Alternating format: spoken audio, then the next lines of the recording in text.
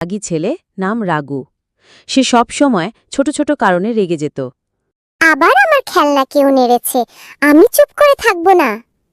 এই গ্রামের সবাই আমাকে বিরক্ত করে। বাড়িটায় কে আছে? আমি একদম ভয় পাই না।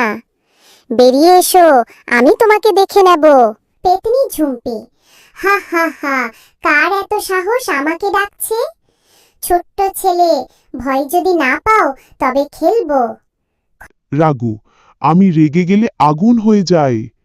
তোমার ভয় দেখি কিছু হবে না। পেতনি ঝুঁপি, রাগে আগুন?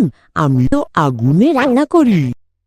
তুমি তো এখনো আমার চোখের রাগ দেখনি। এই দেখো, আমি চিৎকার করতে পারি, গাছ কাঁপে আমার রাগে।